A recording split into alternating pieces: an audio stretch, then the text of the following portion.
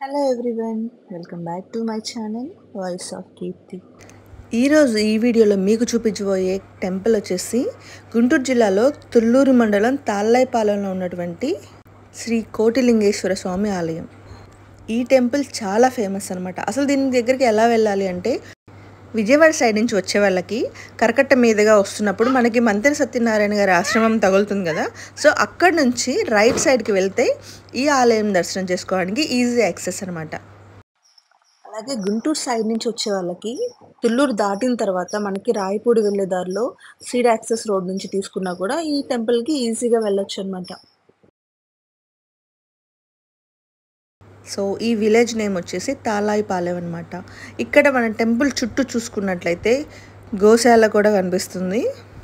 ఈ టెంపుల్ వచ్చేసి శ్రీ శివస్వామి అనే అతని ఆధ్వర్యంలో దినదినాభివృద్ధి చెందుతుందన్నమాట. సో అతనే ఈ మెయింటెనెన్స్ అంతా చూసుకుంటారు.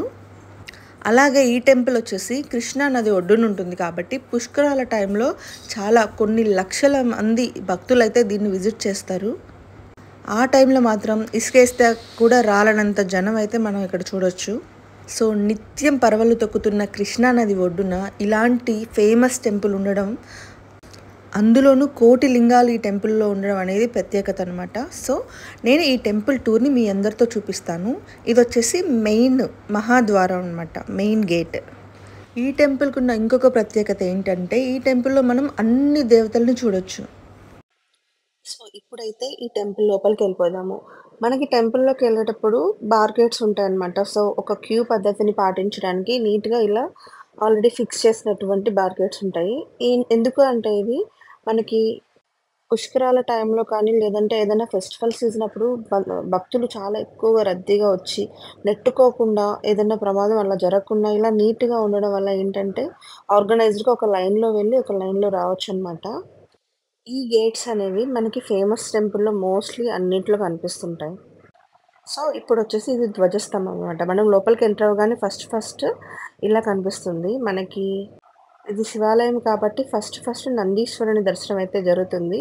అండ్ చుట్టూ చూసినట్లయితే మీకు చిన్న చిన్న ఆహ్, శివలింగాలైతే మనకి కనిపిస్తున్నాయి. ఇలాగే గుడి చుట్టూ ఇలా చిన్న చిన్న శివలింగాలైతే ఉన్నాయి.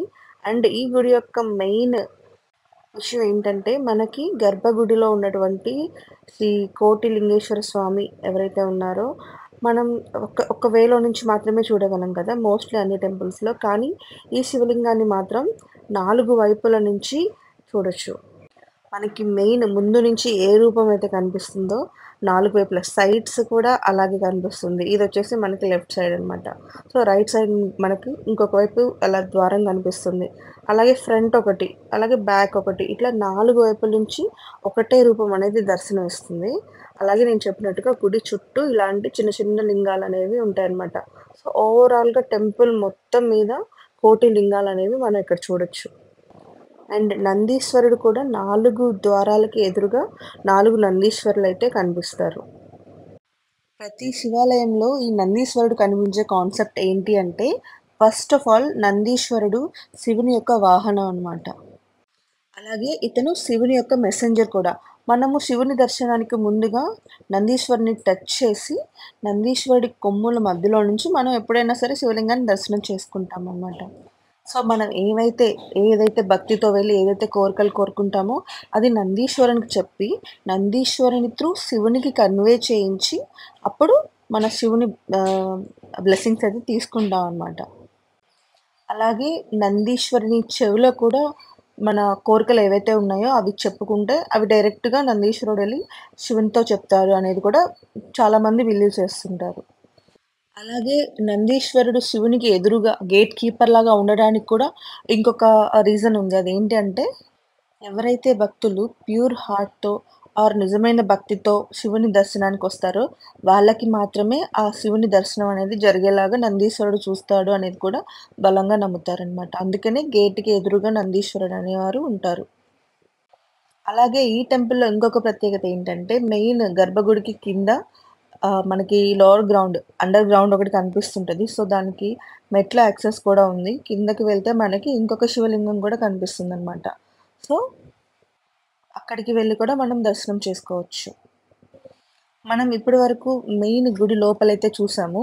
సో, గుడి బయట ప్రాంగణంలో కూడా ఇంకా చాలా దేవతామూర్తులున్నారు. అలాగే చాలా శివలింగాలు కూడా ఉన్నాయి. మనం బయట ఉన్న శివలింగాల్లో పంచలోహేశ్వర స్వామిని ప్రత్యేకంగా దర్శనం చేసుకోవచ్చు. అది కూడా మీరు ఈ వీడియోలో చూసేయొచ్చు. సో, ఇంకెందుకు ఆలస్యం, నాతో పాటు మీరు కూడా ఈ బయట ఏదైతే గుడి ప్రాంగణం ఉందో ఆ టూర్‌ని చూసేయండి.